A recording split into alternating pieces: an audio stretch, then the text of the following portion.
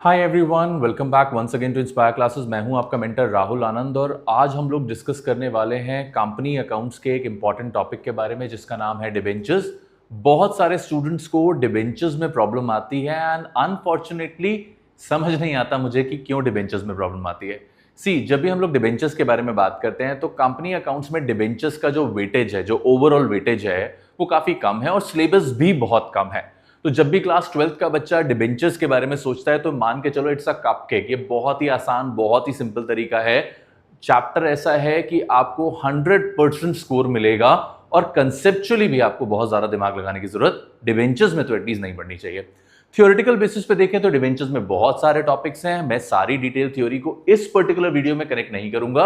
आज बस मैं कोशिश करूंगा कि इस वन शॉट रिवीजन चैप्टर में, इस वन शॉट डिबेंचर सेशन में हम डिबेंचर्स के सारे टॉपिक्स को एक बार न्यूमेरिकली समझ लें और उसके बाद अगर कोई डाउट्स आएंगे तो वो थ्योरी सेशन के साथ में मर्ज कर लिए जाएंगे। ठीक है, तो शुरू करते हैं। Debentures, company accounts, issue of debentures की शुरुआत करेंगे आज।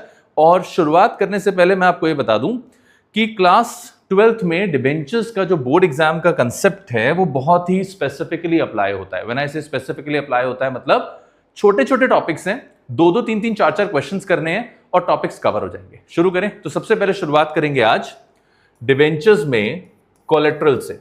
मैं स्पेसिफिक ऑर्डर नहीं फॉलो कर रहा हूं, मैं सिर्फ मेन टॉपिक्स का वन शॉट रिवीजन में आपको डिलीवर देने की कोशिश करूंगा। कोलेट्रल सिक्योरिटी से शुरुआत करते हैं। देखो यार, होता क्या है कि कोलेट्रल सिक्योरिटी का मतलब होता है एडिशनल सिक्योरिटी। अब डे टू डे लाइफ में अगर कोई आपसे पूछे कि व्हाट इज कोलेट्रल तो आप क्या बोलोगे? सर, कोलेट्रल का मतलब होता है मॉर्गेज। ठीक है, होता तो यही है ना। आमतौर पे अगर हमसे कोई डे टू डे लाइफ में पूछ ले कि भाई कोलेट्रल का मतलब क्या है तो अपन लोग क्या बोलते हैं? कोलेट्रल मतलब मॉर्गेज करना, प्लेज करना, गिरवी रखना।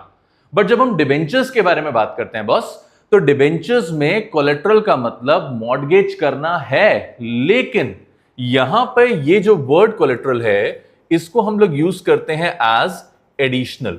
यानी कि मॉर्गेज तो होगा बेटा जी, बिना मॉर्गेज के तो काम नहीं चलने वाला। मॉर्गेज होगा लेकिन यहां पे कोलेट्रल का मतलब है एडिशनल। पहले हमने कुछ मॉर्गेज करा, बाद में हमने कुछ और मॉर्गेज करा। ये जो कुछ और मॉर्गेज करा इसे बोलेंगे कोलेट्रल। कैसे? एग्जांपल से समझते हैं। मैंने एक बैंक से 10 लाख रुपए के लोन के लिए एप्लीकेशन दिया। मुझे पैसों की जरूरत थी, मुझे अपना बिजनेस एम्पायर को बड़ा करना था। मैंने बैंक से कहा कि बैंक मुझे 10 लाख रुपए का लोन ऑफर कर दो। अब बैंक मुझसे कहता है कि सर 10 लाख रुपए का लोन तो हम आपको दे देंगे, बदले में हमें क्या मिलेगा? मैंने कहा तुम्हें क्या चाहिए? बोले सर सिक्योरिटी चाहिए। तो मैंने बैंक को अपना एक लैंड जिसकी वैल्यू 10 लाख रुपए थी इसे एज अ मॉर्गेज दे दिया। जमीन नहीं दे दी, मैंने जमीन के पेपर्स दे दिए बैंक को। मैंने कहा भाई ये 10 लाख रुपए की जो मेरी जमीन है इसे तुम एज अ मॉर्गेज रख लो और मुझे 10 लाख रुपए का लोन दे दो। बैंक मान गया, मुझे मेरा पैसा मिल गया, बैंक को मॉर्गेज मिल गया। अब हुआ ये कि 2-3 महीने के बाद मेरे लैंड की वैल्यू किसी रीजन की वजह से थोड़ी सी कम हो गई। यानी कि जो मेरा लैंड मैंने बैंक के पास मॉर्गेज करा था उसकी मार्केट वैल्यू हो गई 8 लाख रुपीस। अब मैं तो खुश, 10 लाख रुपए का लोन आ चुका है, 8 लाख रुपए जमीन की वैल्यू है, मेरा तो 2 लाख का प्रॉफिट है अगर मैं कल को पैसे वापस ना करूं और बैंक मेरी जमीन सीज कर ले। लेकिन बैंक यहां पे टेंशन में आ गया बॉस। बैंक कह रहा है कि अगर राहुल सर ने पैसे नहीं लौटाए तो 2 लाख रुपए का तो नुकसान हो जाएगा। लोन दिया है 10 लाख का, प्रॉपर्टी की वैल्यू है 8 लाख रुपए, 2 लाख रुपए कहां से लाएंगे? तो बैंक ने मुझे कॉल करा। बैंक मुझे कॉल करके कहता है सर एडिशनल सिक्योरिटी चाहिए, 2 लाख रुपए की सिक्योरिटी और दो। मैंने कहा भाई अगर मेरे पास 2 लाख रुपए की सिक्योरिटी होती तो क्या मैं तुम्हारे पास लैंड मॉर्गेज करता? अपनी उस सिक्योरिटी को बेच के एडजस्ट करके पैसे अरेंज कर लेता। बैंक बोला नहीं सर देना तो पड़ेगा, बिना सिक्योरिटी के कैसे काम चलेगा? तो यहां पर मैं ये जो 2 लाख रुपए के लिए एडिशनल सिक्योरिटी दूंगा, एडिशनल मतलब प्राइमरी सिक्योरिटी के अलावा जो एक्स्ट्रा सिक्योरिटी दूंगा, उस एक्स्ट्रा सिक्योरिटी को कहा जाता है कोलेट्रल सिक्योरिटी। तो कोलेट्रल सिक्योरिटी का मतलब क्या हो गया? एडिशनल सिक्योरिटी जो हमने दी है other than the primary security. हमारी जो प्राइमरी सिक्योरिटी है उसके अलावा हमने जो सिक्योरिटी बैंक को दी है that is known as collateral security. समझ में आ गया बेटा जी? कोलेट्रल का कंसेप्ट क्लियर है? क्लियर है तो बहुत अच्छी बात है, नहीं भी क्लियर है तो सिंपल शब्दों में एक बार समझ लो। Primary security that is the first security जो हमने बैंक को दी। कोलेट्रल सिक्योरिटी मतलब एडिशनल सिक्योरिटी, प्राइमरी सिक्योरिटी के अलावा जो सिक्योरिटी हम बैंक को ऑफर करते हैं उस सिक्योरिटी को बोला जाता है कोलेटरल सिक्योरिटी। ठीक है, अब most of the times companies जो होती हैं वो इस कोलेटरल सिक्योरिटी के बदले में कोई एसेट्स ना देकर अपनी कंपनी के डिबेंचर्स इशू कर देती है। ठीक है, स्मार्ट मूव है। कोई भी कंपनी मार्केट में जब अपनी सिक्योरिटी को एड ऑन करना चाहती है, लोन के अगेंस्ट में एडिशनल सिक्योरिटी देना चाहती है, तो कंपनी सिक्योरिटी के बदले में कोई फिजिकल एसेट ना देकर अपनी कंपनी के डिबेंचर्स ऑफर कर देती है। तो जब हम डिबेंचर्स को as an additional security bank के पास गिरवी रखते हैं तो उसे कहा जाता है issue of debentures as collateral security. ठीक है, समझ में आ रहा है कंसेप्ट का मतलब? कोलेटरल का मतलब क्या हो गया?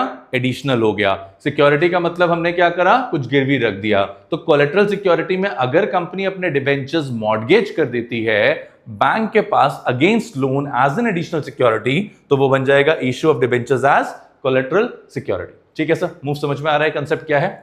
नाउ जब भी हम लोग कहते हैं कि कोई भी कंपनी अपने डिबेंचर्स को कोलेटरल में दे रही है, तो इसमें दो इंपॉर्टेंट चीजें आपको समझनी पड़ेंगी बॉस। एज अ स्टूडेंट आपको दो चीजें बहुत इंपॉर्टेंटली समझनी है और गलती नहीं करेंगे। नंबर वन, पहला, no interest on such debentures.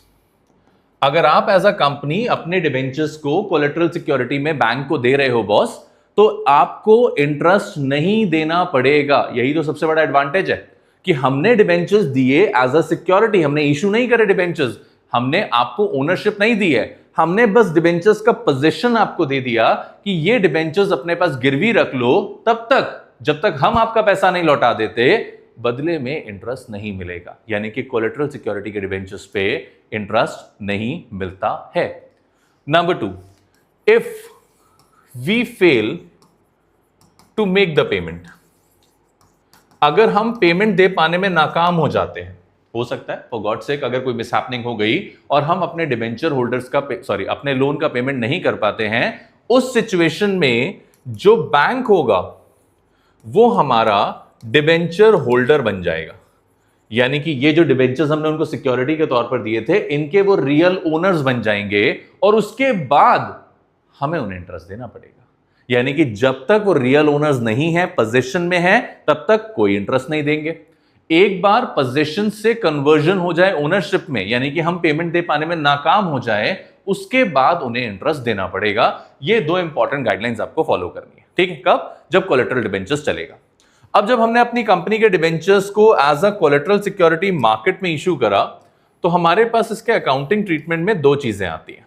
दो तरीके से अकाउंटिंग हो सकती है। नंबर वन, पहला विद सस्पेंस अकाउंट, यानी कि हम एक टेम्पररी अकाउंट ओपन करेंगे जिसका नाम होगा सस्पेंस, एक ही अकाउंटिंग का तरीका है। और दूसरा होगा विदाउट सस्पेंस अकाउंट, बिना सस्पेंस अकाउंट के। तो ये दो तरीके से हम अपने डिबेंचर्स को मार्केट में एज अ कोलेटरल इशू कर सकते हैं। पहला विद सस्पेंस अकाउंट और दूसरा विदाउट सस्पेंस अकाउंट। कैसे कर सकते हैं उसके लिए एक बार एंट्री समझ लेते हैं।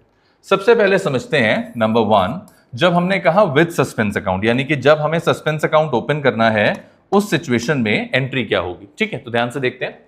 पहले जब हम बैंक से लोन लेते हैं, जिस दिन हम बैंक से लोन लेंगे उस दिन हमारी बुक्स में एंट्री हो जाएगी bank account debited to bank loan account. ठीक है, जिस दिन हम बैंक से लोन लेंगे उस दिन हमारी बुक्स में एंट्री हो जाएगी bank account debited to bank loan account. Bank account debit क्यों हुआ? क्योंकि हमारे पास पैसा आया, और लोन अकाउंट क्रेडिट क्यों हुआ? क्योंकि हमारी लायबिलिटी बढ़ गई। और इसका नरेशन आ जाएगा being loan taken from bank. हमने बैंक से लोन लिया एंड आई एज्यूम कि हमने 1 लाख रुपए का बैंक से लोन ले लिया। छोटा सा लोन ले लेते हैं बैंक से, 1 लाख रुपए का हमने लोन ले लिया। अब इस 1 लाख रुपए के लोन के बदले में हमने बैंक को कुछ एडिशनल सिक्योरिटी में, कोलेटरल सिक्योरिटी में डिबेंचर्स इशू कर दिए। तो अब सेकंड एंट्री हम लोग हमारी बुक्स में क्या करेंगे? जब हम डिबेंचर्स इशू करेंगे then the entry will be debenture suspense account debit to X% debentures account. ठीक है, तो हमने क्या एंट्री करी? Debenture suspense account debited. अब सस्पेंस क्यों लिख रहे हैं? क्योंकि एक्चुअली में ये डिबेंचर्स का सिर्फ पोजीशन ट्रांसफर हुआ है। यहां पर डिबेंचर्स के बदले में पैसे नहीं मिले, यहां पे लोन के बदले में पैसे मिले हैं। डिबेंचर्स तो सिर्फ एक सिक्योरिटी के तौर पर जा रहा है, इसलिए हम एक नया अकाउंट ओपन कर रहे हैं जिसका नाम है डिबेंचर सस्पेंस अकाउंट। और डिबेंचर्स क्योंकि हमारे पास से जा रहे हैं तो डिबेंचर्स को हमने क्रेडिट कर लिया, दो एक हमारे लिए एक लायबिलिटी है। नरेशन आ जाएगा being debentures issued as collateral. हमने डिबेंचर्स को as a collateral security issue कर दिया। अब एज्यूम कर लेते हैं कि 1 लाख रुपए के लोन के बदले में हमने 1,20,000 की कोलेट्रल दे दी, यानी कि 1,20,000 रुपए के debentures as a collateral security दे दिए हैं। तो नॉर्मली क्या होता है कि जब भी हम लोग कोलेट्रल सिक्योरिटी में डिबेंचर्स इशू करते हैं तो ज्यादा डिबेंचर्स ही दिए जाते हैं, मतलब जितने रुपए का हमने लोन लिया है उससे ज्यादा रुपए के ही डिबेंचर्स इशू करे जाते हैं। नॉर्मली मैंडेटरी नहीं है, कोई रूल नहीं है, कोई गाइडलाइन नहीं है, बट जनरली ऐसा देखा जाता है। ठीक है, तो ये दो एंट्रीज कब होंगी? जब हम डिबेंचर सस्पेंस अकाउंट को ओपन करते हैं। अब इसका ऑल्टरनेटिव समझ लेते हैं। मान लेते हैं हमें डिबेंचर सस्पेंस अकाउंट ओपन नहीं करना, विदाउट सस्पेंस अकाउंट एंट्री करनी है। तो जब हमें विदाउट सस्पेंस अकाउंट एंट्री करनी है तो हम क्या करेंगे? सिर्फ लोन की एंट्री करेंगे। और जब हम लोन लेते हैं तो एंट्री क्या हो जाएगी? Bank account debited to bank loan account, that's it. यानी कि डिबेंचर्स इशू करने वाली एंट्री नहीं होगी अगर सस्पेंस अकाउंट ओपन नहीं करना। ध्यान रखना है बॉस, एग्जामिनेशन में ऐसा ना हो जाए कि आप कर दो सस्पेंस अकाउंट वाली एंट्री और वहां पे मेंशन हो कि बिना सस्पेंस के करना है। इस टॉपिक में ऐसा कुछ बहुत ज्यादा टिपिकल नहीं है, इसलिए कई बार लैंग्वेज में आपको उलझाने के लिए टीचर्स इस तरह के स्टेटमेंट्स देते हैं। तो एक बार आप इसे नोट डाउन कर लो, उसके बाद हम इसका बैलेंस शीट स्ट्रक्चर भी पढ़ते हैं।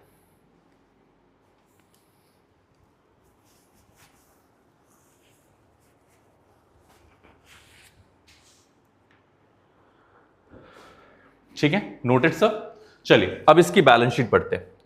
अब अगर इसी सेम अकाउंटिंग ट्रीटमेंट को हमें बैलेंस शीट में रिप्रेजेंट करना होता तो हम लोग क्या करते हैं? तो मैंने सेंटर में हेडिंग लिखी बैलेंस शीट बनाएंगे as per Indian companies act 2013 schedule 3 part A. ठीक है, तो जो भी बैलेंस शीट हम लोग यहां पे बनाने जा रहे हैं वो कंपनीज एक्ट के शेड्यूल 3 पार्ट ए से लिया गया है। उसमें हमारा कोई भी आप कह सकते हो एडिशन नहीं है, सारा का सारा फॉर्मेट हमें वहीं से दिया जाता है। तो हमने यहां पे सबसे पहले लिखा पर्टिकुलर्स, दूसरा कॉलम हमने बनाया फॉर नोट नंबर एंड तीसरा कॉलम हमने बनाया फॉर अमाउंट। ये बिल्कुल शेयर्स जैसी बैलेंस शीट है, कोई फॉर्मेट में चेंज नहीं है क्योंकि ये फॉर्मेट कंपनी अकाउंट से आता है। हमने यहां पे पर्टिकुलर्स में सबसे पहले लिखा equity and liabilities. Equity and liabilities लिख दिया, ये हमारा बैलेंस शीट का एक नॉर्मल हेडिंग सा होता है। इसके बाद हमने यहां पे लिखा नॉन करंट लायबिलिटीज, ये हमारी एक हेडिंग हो गई, नॉन करंट लायबिलिटीज। और नॉन करंट लायबिलिटीज के नीचे हमने लिखा लॉन्ग टर्म बोरिंग्स, क्योंकि बैंक से जब लोन लेते हैं तो वो लॉन्ग टर्म बोरिंग्स ही होती हैं। और लॉन्ग टर्म बोरिंग्स के आगे हमने लिखा नोट नंबर 1। ठीक है, तो आप देख रहे होगे मैंने फॉर्मेट जो बैलेंस शीट का बनाया है उसमें मैंने टॉप पे हेडिंग लिखा बैलेंस शीट, उसके बाद नॉन करंट लायबिलिटीज में लॉन्ग टर्म बोरिंग्स लिखा और उसके आगे नोट नंबर में 1 लिख दिया। अभी अमाउंट नहीं लिखी, अमाउंट अभी निकालेंगे, अमाउंट हमने नहीं लिखी। अब इसके साथ में आफ्टर दिस, इस बैलेंस शीट के साथ में अब बनेगा नोट्स। तो हमने क्या करा, पेज को एक दोबारा से डिवाइड करा और यहां लिखा नोट्स टू अकाउंट्स। अब हम नोट्स बनाएंगे। नोट्स में पहला कॉलम होगा नोट नंबर, दूसरा कॉलम होगा बेटा जी पर्टिकुलर्स एंड तीसरा कॉलम बनेगा अमाउंट। देखो यार होता क्या है ना, जो बच्चों के लिए बहुत सरप्राइजिंग लग रहा होगा, कंपनी की बैलेंस शीट वर्टिकल फॉर्मेट में बनती है। वर्टिकल फॉर्मेट में क्या होता है, एक बैलेंस शीट बनती है और उसके बाद उसके नोट्स बनते हैं। तो जो भी डिस्क्रिप्शन होता है, जो भी डिटेलिंग होती है वो सब नोट्स में आती है। तो यहां पे डिस्क्रिप्शन आएगा, डिटेल आएगा। हमने लिखा note number 1 long term borrowings, हमारा लॉन्ग टर्म बोरिंग्स का नोट नंबर 1 था। अब लॉन्ग टर्म बोरिंग्स में हमने लिया क्या था, हमने बैंक से लोन लिया था। तो मैंने यहां पे मेंशन करा बैंक लोन। कितने रुपए का लोन लिया था? 1 लाख रुपीस का लोन लिया था। मैंने बैंक से 1 लाख रुपए का लोन लिया था, तो मैंने लिखा बैंक लोन और उसके आगे अमाउंट लिख दिया 1 लाख रुपए जो मैंने लोन लिया था। आफ्टर दिस लोन मैंने यहां पे लिखा X% डिबेंचर्स, 1,20,000 के डिबेंचर्स हैं माइनस डिबेंचर सस्पेंस, 1,20,000 का सस्पेंस था, अमाउंट आ गई निल। ठीक है, तो आप देख रहे होगे मैंने सबसे पहले क्या लिखा, X% डिबेंचर्स। ये जो X% डिबेंचर्स हैं ये क्या होते हैं, these are the total debentures so far. आज तक कंपनी ने जितने भी डिबेंचर्स इशू करे होंगे उन सभी डिबेंचर्स को लॉन्ग टर्म बोरिंग्स में एज अ डिबेंचर हम लिखेंगे। अब क्योंकि इस क्वेश्चन में पहले से तो कोई डिबेंचर थे नहीं, हमने सिर्फ कोलेटरल दिए थे, तो टोटल डिबेंचर्स इशूड कितने हैं, 120। और जितने भी टोटल डिबेंचर्स इशू होंगे उसमें से सस्पेंस वाले जो डिबेंचर्स होंगे, जो डिबेंचर्स हमने कोलेटरल में दिए हैं, जो सस्पेंस अकाउंट के डिबेंचर्स हैं, उनको हम लोग माइनस कर देंगे। तो total debentures minus suspense debentures, और क्योंकि यहां पे दोनों का टोटल सेम था तो वैल्यू आ गई निल। तो अगर आप ध्यान से देखो तो नोट्स टू अकाउंट्स का हमारा जो टोटल आया वो कितना आया, 1 लाख। तो जब हम बैलेंस शीट में लॉन्ग टर्म बोरिंग्स लिखेंगे तो उसके आगे अमाउंट लिख देंगे 1 लाख। ये हमारा बैलेंस शीट का फॉर्मेट है। अगर हम कंपनीज अकाउंट के अकॉर्डिंग बैलेंस शीट बनाते हैं विद सस्पेंस अकाउंट, ध्यान रखेंगे ये जो हमने स्ट्रक्चर समझा, it is with suspense account. क्यों, क्योंकि हमने यहां पे सस्पेंस अकाउंट को शो करा हुआ है। ठीक है बॉस, क्लियर है? तो एक बार आप इसे जॉट डाउन करना चाहें तो जॉट डाउन कर लीजिए, एंड इसके बाद मैं आपको विदाउट सस्पेंस अकाउंट बताता हूं। ठीक है, तो विदाउट सस्पेंस अकाउंट देखें, बहुत मजा आएगा विदाउट सस्पेंस अकाउंट में, क्योंकि कुछ है ही नहीं। अब अगर विदाउट सस्पेंस अकाउंट है तो क्या करना है, ध्यान से देखते हैं। अगर विदाउट सस्पेंस अकाउंट है तो ये वाला जो हिस्सा था हमारा, ये जो हिस्सा था, इस हिस्से को हम लोग यहां से हटा देंगे। ठीक है, दोबारा बताता हूं, अगर विदाउट सस्पेंस अकाउंट है तो ये वाला जो हिस्सा था हमारा, ये वाला, इस हिस्से को यहां से हटा देंगे। कैसे हटाएंगे, देखिए विदाउट सस्पेंस अकाउंट में हम ये सब कुछ नहीं लिखेंगे, नथिंग, कुछ भी नहीं लिखेंगे। क्या करेंगे फिर अगर हम कुछ नहीं लिखेंगे तो पता कैसे चलेगा डिबेंचर्स इशू करें, बैंक लोन लिखेंगे, बैंक लोन के नीचे यहां ब्रैकेट लगाएंगे, being ₹1,20,000 debentures issued as collateral. हमने 1,20,000 के डिबेंचर्स कोलेट्रल सिक्योरिटी में इशू कर दिए हैं। ये बात हम नरेशन में बता देंगे। तो बेटा अगर हमने ये बात नरेशन में बता दी तो सस्पेंस अकाउंट ओपन ही नहीं करा, और अगर हमने सस्पेंस अकाउंट ओपन नहीं करा है तो उसको बैलेंस शीट में क्यों दिखाएंगे। ठीक है, तो ये वाली बैलेंस शीट आपकी तब बनती है जब सस्पेंस अकाउंट ओपन नहीं करते हैं। देख रहे हो यार, कुछ ज्यादा डिफरेंस तो है नहीं, बहुत सिंपल सा पॉइंट है। सस्पेंस अकाउंट ओपन होगा तो सस्पेंस दिखाएंगे, नहीं ओपन होगा तो नरेशन में लिख देंगे। और यही सबसे ज्यादा टिपिकल क्वेश्चन बनेगा कोलेटरल सिक्योरिटी का। इसके अलावा कोई भी टिपिकल क्वेश्चन कोलेटरल पे नहीं बनता, सीधा सीधा स्ट्रेट फॉरवर्ड क्वेश्चन आता है, कोई भी टिपिकलनेस उसमें नहीं है। चलिए sir, welcome back once again. और अब जो दूसरा टॉपिक डिबेंचर्स की हम शुरुआत करेंगे, that is very important to us, और उसका नाम है इंटरेस्ट ऑन डिबेंचर्स। बहुत ही छोटा सा टॉपिक है इंटरेस्ट ऑन डिबेंचर्स का, और हार्डली अगर आप अपनी स्कूल बुक्स की भी बात करेंगे तो 1 या 2 क्वेश्चंस ही देखने को मिलेंगे आपको इंटरेस्ट ऑन डिबेंचर्स के। तो कंसेप्ट समझ लेते हैं सबसे पहले। देखिए, जब भी हम लोग इंटरेस्ट ऑन डिबेंचर्स की बात करते हैं, whenever we talk about interest on debentures, तो आपको यह बात तो समझ में आ गई होगी कि इंटरेस्ट मतलब ब्याज, ब्याज मतलब खर्चा। एज अ कंपनी अगर आप देखो कि मैं एक कंपनी चला रहा हूं और मुझे अपने डिबेंचर होल्डर्स को इंटरेस्ट देना पड़ रहा है, तो सर मेरा तो खर्चा हो रहा है। और अगर मेरा खर्चा हो रहा है तो एक्सपेंस हमेशा क्या हो जाते हैं, डेबिट हो जाते हैं। तो एक्सपेंसेस हमेशा डेबिट हो जाते हैं, इसका मतलब मेरा अगर बिजनेस में कोई भी खर्चा हो रहा है तो वो खर्चा मेरा हमेशा डेबिट हो जाएगा। डेबिट हो जाएगा क्यों, क्योंकि मैंने बिजनेस में खर्चा करा है और खर्चा हमेशा डेबिट होना चाहिए। तो जब मैंने आपसे कहा इंटरेस्ट ऑन डिबेंचर्स, तो पहला पॉइंट ऑफ व्यू क्या निकला कि इंटरेस्ट ऑन डिबेंचर्स तो मेरे लिए एक एक्सपेंस है। अब ये जो एक्सपेंस मुझे खर्च करना है, ये जो पैसा मुझे खर्च करना है, ये डिबेंचर होल्डर्स को देना है। तो पहले मैं डिबेंचर होल्डर्स को ड्यू करूंगा और फिर इसका पेमेंट करूंगा। ठीक है, कैसे करूंगा इसका पेमेंट देखते हैं। तो मान लेते हैं कि मेरी कंपनी के 6% डिबेंचर्स गिवन है और 6% डिबेंचर्स के आगे अमाउंट लिखी गई है 1 लाख रुपीस। यानी कि मैंने 1 लाख रुपए के डिबेंचर्स मार्केट में इशू करे हैं और उन डिबेंचर्स पे जो रेट ऑफ इंटरेस्ट फ्लोट कर रहा है बेटा, दैट इज 6%, मतलब 6% पर एनम का इंटरेस्ट मुझे देना पड़ेगा। तो अगर मैं 1 लाख रुपए का 6% कैलकुलेट करूं तो यहां पे इंटरेस्ट हो जाता है 6,000 रुपए। तो जिस दिन मैं इंटरेस्ट को ड्यू करूंगा, द डे मेरा इंटरेस्ट ड्यू होगा, उस दिन एंट्री हो जाएगी interest on debentures account debit. ठीक है भाई, एक्सपेंस था तो एक्सपेंस हमेशा क्या हो जाता है, डेबिट हो जाता है। 1 लाख का 6% कितने रुपए डेबिट हो जाएंगे सर, 6,000 रुपए डेबिट हो जाएंगे। सही है ना, 6,000 रुपए डेबिट हो जाएंगे। और ये पैसा ड्यू हो रहा है, पे नहीं हो रहा। तो जब ड्यू हो रहा है मतलब ये पैसा किसको देना है हम लोगों ने, डिबेंचर होल्डर को देना है। तो डिबेंचर होल्डर क्रेडिट हो जाएगा। कितने रुपए से क्रेडिट हो जाएगा, 6,000 रुपए से। भैया 6,000 रुपए का अगर इंटरेस्ट देना है तो 6,000 रुपए से ही क्रेडिट होगा। अब यहां पे एक छोटी सी नरेशन लिख देंगे, being interest due on debentures. ठीक है, हमारा जो इंटरेस्ट था वो डिबेंचर्स पे ड्यू हो गया और हमने पूरे साल का इंटरेस्ट एक साथ दिया है, इसलिए 1 लाख का 6% सीधे 6,000 लिख दिया। अब ड्यू करने के बाद हमें कुछ समय के बाद उसका पेमेंट भी करना पड़ेगा, हमें पैसे देने पड़ेंगे डिबेंचर होल्डर्स को।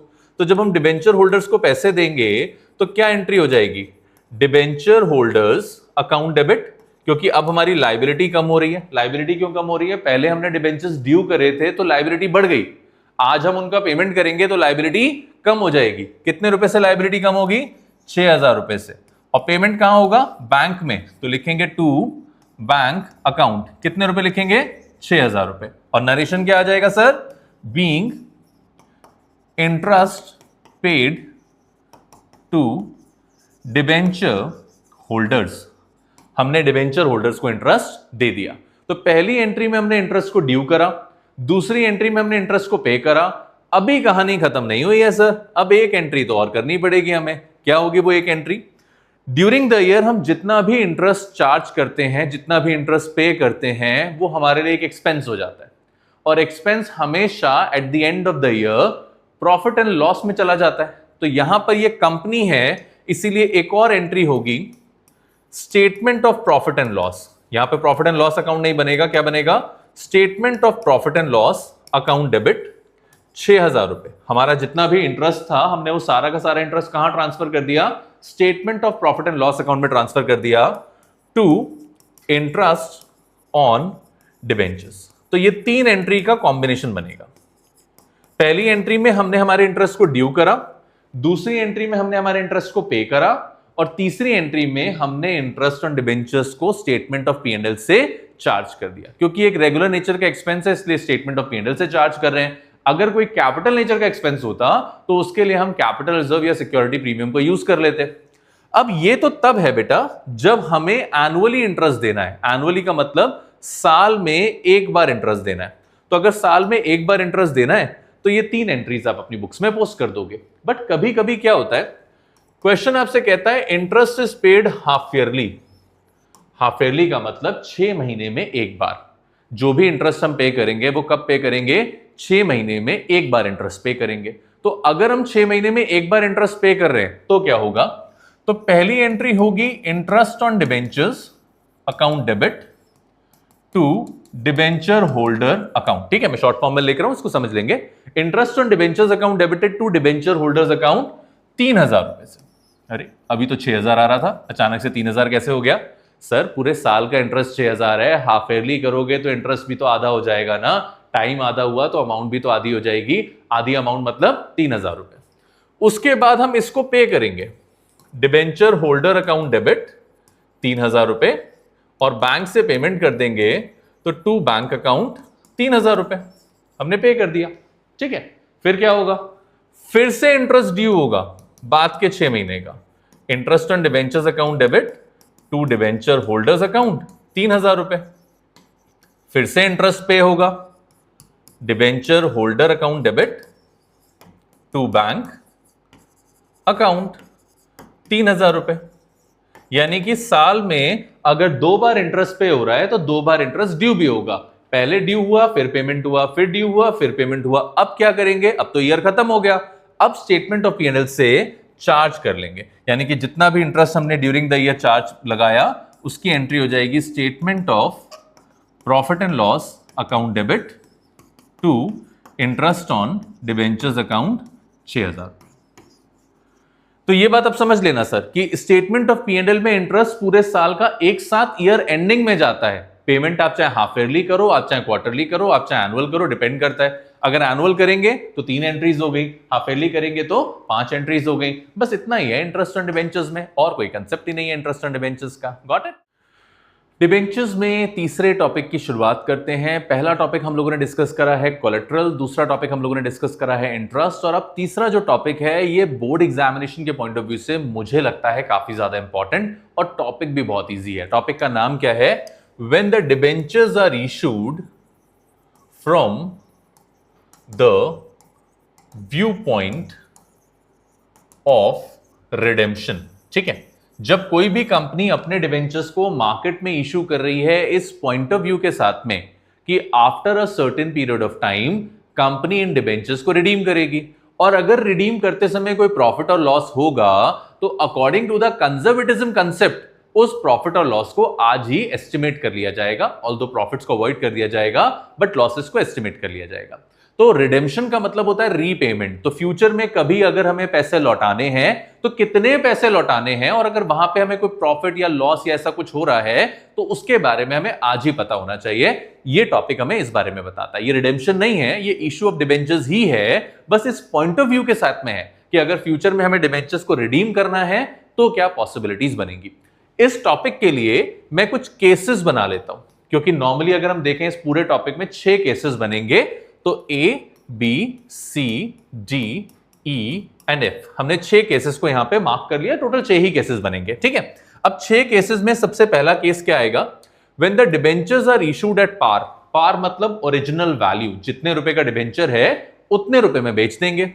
And also they are redeemable at par, यानी कि जब रीपेमेंट का टाइम आएगा तो उसको उतने ही पैसे देंगे। पहला केस है issued at par, redeemable at par. दूसरा केस है issued at premium, redeemable at par. हमने अपना डिबेंचर बेचा तो ज्यादा वैल्यू पे, लेकिन रिडेम्पशन जब उसका होगा तो फेस वैल्यू पे होगा। तीसरा केस हो गया हमने डिबेंचर्स इशू करे डिस्काउंट पे और रिडेम्पशन करा पार पे, यानी कि बेचेंगे सस्ते रेट्स में और रिडीमेबल जो होगा वो फुल वैल्यू पे होगा। चौथा केस आ जाएगा हम इशू करेंगे डिबेंचर्स को पार पे और रिडीम करेंगे प्रीमियम पे, यानी कि हम फेस वैल्यू पे डिबेंचर्स को इशू करेंगे और जब पैसे लौटाने की बारी आएगी तो ज्यादा पैसे देंगे। देन हम डिबेंचर्स को इशू करेंगे डिस्काउंट पे और रिडेम्पशन करेंगे प्रीमियम पे। हमने कम वैल्यू पे अपना डिबेंचर बेचा और उसका रिडेम्पशन जो हुआ वो हमने ज्यादा वैल्यू पे करा। और इसके बाद एक और पॉसिबिलिटी बनती है कि हमने प्रीमियम पे डिबेंचर्स को इशू करा और प्रीमियम पे ही डिबेंचर्स को रिडीम कर लिया। तो मैक्स टू मैक्स यही 6 केसेस पॉसिबल हैं from the view point of redemption of debentures में। अब एक एक करके इनकी एंट्री की बात करते हैं। ठीक है, देखिए पार वैल्यू मान लेते हैं 100, तो हमने 100 रुपीज का डिबेंचर इशू करा और 100 रुपीज का ही रीपेमेंट हुआ, तो क्या कोई प्रॉफिट और लॉस हुआ?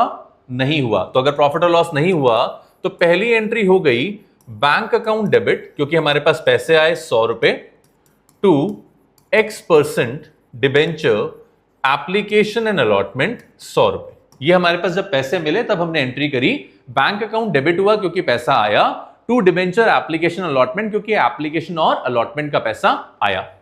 उसके बाद सेकेंड एंट्री होगी X% debenture application and allotment account debit, क्योंकि हम पैसे को ट्रांसफर करेंगे, टू X% डिबेंचर्स अकाउंट। जितने पैसे मिले थे उतने पैसे ट्रांसफर हो गए, कोई प्रॉफिट नहीं था, कोई लॉस नहीं था, क्योंकि हमने पार वैल्यू पे डिबेंचर को इशू करा था और पार पे रिडीम कर दिया था। तो ये जो हमारा एंट्री का कॉम्बिनेशन आप यहां देख रहे हो, this is our first case. ये हमारा पहला केस हो गया, पार पर डिबेंचर्स इशू हुए और पार पर ही डिबेंचर्स रिडीम हो गए। अब सेकेंड केस की बात करते हैं। 100 रुपए का डिबेंचर था, हमने बेचा 110 में, बट रिडेम्पशन उसका 100 रुपए पे होगा, मतलब रिडेम्पशन के टाइम पे हमें फेस वैल्यू ही देनी पड़ेगी। अब इसकी एंट्री में क्या हो सकता है देखते हैं। तो हमने सेकंड केस ले लिया। पहली एंट्री हो गई बैंक अकाउंट डेबिट, ठीक है, कितने पैसों से? 110 से। 110 क्यों लिखा? क्योंकि 100 रुपए का डिबेंचर हमने बेचा कितने रुपए में है? 110 में बेचा है। To debenture application and allotment, हमें टोटल पैसे कितने मिले? 110 रुपए मिले। अब हम इस पैसे को जब ट्रांसफर करेंगे तो debenture application and allotment account debit होगा 110। डिबेंचर्स में हमेशा आती है फेस वैल्यू, तो टू डिबेंचर्स अकाउंट में लिखेंगे फेस वैल्यू, और जो स्टार्टिंग में हमने ज्यादा पैसे दिए उसको कहेंगे सिक्योरिटीज प्रीमियम, 10 रुपए का प्रीमियम हो गया। ठीक है, बहुत समझ में आ रहा है? 100 रुपए का डिबेंचर हमने बेचा है 110 रुपए में, जो 10 रुपए हमें एक्स्ट्रा मिल रहे हैं वो है हमारा सिक्योरिटी प्रीमियम।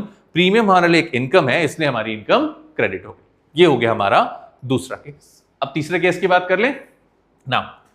डिबेंचर्स हम डिस्काउंट पर इशू करेंगे और रिडेम्पशन होगा पार पे, विच मींस 100 रुपए का डिबेंचर है 94 में बेच देते हैं और जब रिडेम्पशन का टाइम आएगा तो पूरे 100 रुपए दे देंगे। तो अब इस सिचुएशन में क्या होगा, स्क्रीन को थोड़ा सा कर लेते हैं छोटा और एंट्री यहां बना लेते हैं। तो सी केस की एंट्री हमने यहां बना ली, ठीक है। देखिए एंट्री वही है, बैंक अकाउंट डेबिट क्योंकि पैसा आया, to debenture application and allotment, कितना पैसा आया 94 रुपीज आ गए। उसके बाद हम इस पैसे को ट्रांसफर करेंगे तो debenture application and allotment account debit 94 to X% debentures, कितनी वैल्यू आएगी फिर, फेस वैल्यू 100। अब ये जो 6 रुपीज का डिफरेंस है, ये 6 रुपीज का डिफरेंस क्यों है, क्योंकि हमने डिस्काउंट दिया था और डिस्काउंट हमारे लिए लॉस होता है, लॉस हमेशा डेबिट हो जाता है, तो हम लिखेंगे discount on issue account debit. हमने जब अपने डिबेंचर्स को मार्केट में इशू करा तो हमें 6 रुपए का लॉस हुआ और लॉसेस हमेशा डेबिट हो जाते हैं, इसलिए हमने डिस्काउंट को डेबिट कर लिया। तो हमारा थर्ड केस भी खत्म हो गया सर, ठीक है। आई होप ये तीनों केस समझ में आ रहे होंगे, कोई दिक्कत आए तो प्लीज कमेंट में मुझे बताइएगा। अब बात करते हैं नेक्स्ट केस की कि 100 रुपए का डिबेंचर था, बेचा तो 100 में है, रिडेम्पशन 110 में करेंगे, यानी कि 100 रुपए के डिबेंचर को मार्केट में तो जब बेचने जाएंगे तो 100 रुपए में ही बेचेंगे, लेकिन जब पैसे वापस करने का टाइम आएगा तो 110 देंगे। क्या होगा इसमें, ध्यान से देखते हैं। केस डी थोड़ा सा इंपॉर्टेंट है सर, ये ध्यान से देखेंगे। पहली एंट्री हो गई बैंक अकाउंट डेबिट, टोटल पैसे कितने मिल गए sir 100, to debenture application and allotment account 100, 100 रुपए हमें मिल गए एप्लीकेशन अलॉटमेंट पे।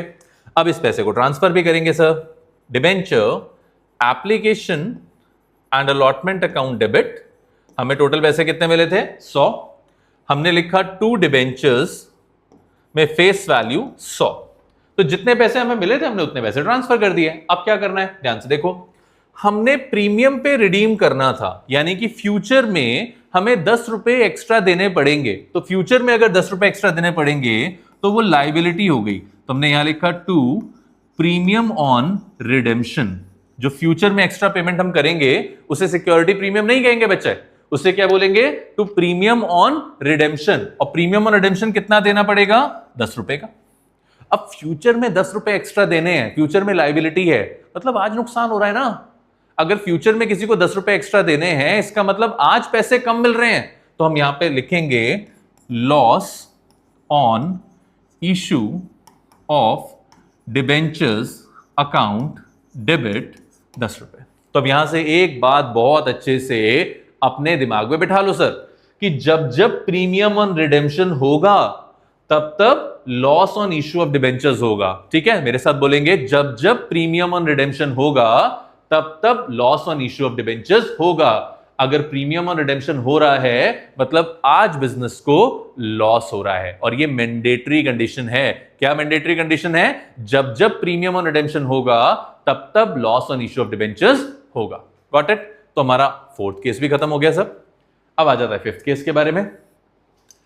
100 रुपए का डिबेंचर है, 94 में बेचते हैं, वापस करेंगे 105। कम पैसों में बेचा, ज्यादा पैसे लौटाएंगे, अपना नुकसान कराएंगे, बट क्या करें, मजबूरी है, कंपनी के डिबेंचर्स बिक ही नहीं रहे थे। तो अब इस केस में क्या एंट्री होगी सर, देखिए केस नंबर हो गया हमारा ई, बैंक अकाउंट डेबिट 94 रुपीज में बेचा था, to debenture application and allotment 94 में। अब इस पैसे को ट्रांसफर करेंगे तो debenture application and allotment 94, to debentures में आ जाएगी फेस वैल्यू 100। और अब देखो हमें फ्यूचर में 5 रुपए एक्स्ट्रा पे करने पड़ रहे हैं, और मैंने क्या कहा था, फ्यूचर में जो एक्स्ट्रा पैसे देने पड़ेंगे उसे क्या बोलोगे, प्रीमियम ऑन रिडेम्पशन 5 रुपए। और अभी हम लोगों ने 5 मिनट पहले एक रूल पढ़ा था, क्या रूल था, कि जब जब प्रीमियम ऑन रिडेम्पशन होगा तब तब loss on issue of debentures आएगा। तो प्रीमियम ऑन रिडेम्पशन कितने रुपए का है, 5 रुपए का, बट यहां पे हम लिखेंगे लॉस ऑन इशू, टोटल हो जाएगा 11 रुपए का। अरे आप कहोगे सर 11 रुपए का लॉस कैसे हो गया, सर 6 रुपए का डिस्काउंट था, ₹5 का प्रीमियम है, टोटल लॉस हो गया ₹11 का। आप डिस्काउंट भी लिख सकते थे, बट अल्टीमेटली हम पहले भी बात कर चुके हैं यार कि डिस्काउंट भी तो एक लॉस है, प्रीमियम और रिडेम्पशन भी लॉस है, डिस्काउंट भी लॉस है। तो भेदभाव क्यों करना है, सारे लॉसेस को एक साथ क्लब करके लिख देते हैं, loss on issue of debentures account में ₹11। ठीक है, समझ आ रही है बात? पक्का? चलो अब आ गया भैया लास्ट केस, आखिरी केस है, सबसे इंपॉर्टेंट यही है। ₹100 का डिबेंचर था, 110 में बेचेंगे, मतलब ₹10 के प्रीमियम पर बेचेंगे और रिडेम्पशन करेंगे 108 में, ₹8 के प्रीमियम पे रिडेम्पशन करेंगे। ठीक है, समझ लो ₹100 का डिबेंचर था, 110 में बेच रहे हैं, मतलब सिक्योरिटी प्रीमियम कितने रुपए का आ रहा है? ₹10 का आ रहा है, और 108 में रिडीम करेंगे, मतलब प्रीमियम और रिडेम्पशन कितने रुपए का आ रहा है? ₹8 का आ रहा है। अब एंट्री क्या होगी देखते हैं। जगह थोड़ी सी हो गई है कम, तो इसको शिफ्ट कर लेते हैं थोड़ा सा ऊपर और यहां पे एंट्री पोस्ट कर देते हैं एक अलग तरीके से। देखो एंट्री हो जाएगी पहली, bank account debited to debenture application and allotment. कितने पैसे मिले थे हम लोगों को? ₹110 मिले थे। अब इस पैसे को ट्रांसफर करेंगे तो debenture application and allotment account debit हो जाएगा 110 से, टू डिबेंचर्स में फेस वैल्यू आ जाएगी 100, और इशू पे जो प्रीमियम होता है उसे हम कहते हैं सिक्योरिटीज प्रीमियम अकाउंट 10। तो यहां तक तो कहानी हो गई हमारी खत्म। हमने ₹100 का डिबेंचर 110 में बेचा था, उसकी एंट्री तो पोस्ट हो गई। अब वो कह रहे हैं कि रिडेम्पशन पे ₹108 देने हैं, यानी कि ₹8 एक्स्ट्रा देने हैं। तो हम लोगों ने अभी पढ़ा है, जो पैसा एक्स्ट्रा देना होता है उसे क्या कहते हैं? Premium on redemption account. कितने रुपए एक्स्ट्रा देने हैं सर? ₹8 एक्स्ट्रा देने हैं। और फिर रूल क्या था कि जब जब प्रीमियम और रिडेम्पशन होगा तब तक लॉस होगा। तो यहां पे आ जाएगा loss on issue of debentures account ₹8। और हो गए हमारे 6 के 6 केसेस खत्म। तो इस वन शॉट रिवीजन में हम लोगों ने क्या क्या डिस्कस कर लिया? हमने कोलेटरल सिक्योरिटी के बारे में बात कर ली, हमने इंटरेस्ट के बारे में बात कर ली, हमने from the view point of redemption की भी बात कर ली है। अभी भी 1 या 2 टॉपिक तो बचे हैं। कौन कौन से? एक बचा है राइटिंग ऑफ लॉस और एक बचा है issue of debentures against purchase consideration. उसकी बात हम लोग जल्दी करेंगे।